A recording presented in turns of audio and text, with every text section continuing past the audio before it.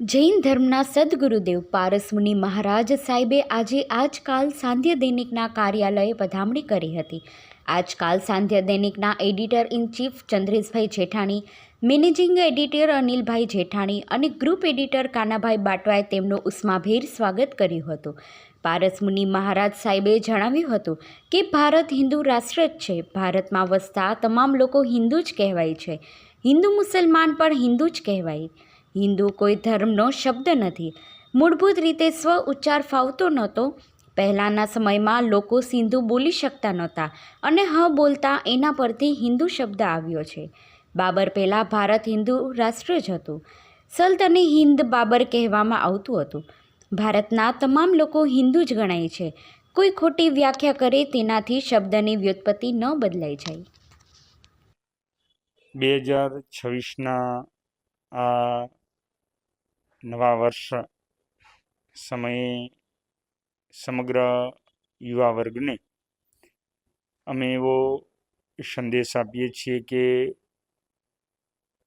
ગયું વર્ષ આપનું ગમે તેવું ગયું હોય, પણ આ નવું વર્ષ આપ સૌને ગમે તેવું પસાર થાય અને આપ સૌને ગમે તેવું પસાર થાય એમાં તમારી પસંદગી એવી હોય કે જેનાથી તમારા માવિત્રોને પણ તમારું આચરણ, તમારા વિચારો ગમે અને સમગ્ર યુવાધનને અમારી એ અપીલ છે કે આ નવા વર્ષે તમે ડ્રગ્સ, દારૂ આદિ એ વ્યસનોથી મુક્ત બની તમારા જીવનને સમૃદ્ધ બનાવો અને યુવા બહેનોને અમારી એ અપીલ છે કે તમે પણ વ્યસન અને ફેશનના રસ્તાને ત્યાગીને તમારા જીવનને, તમારા અસ્તિત્વને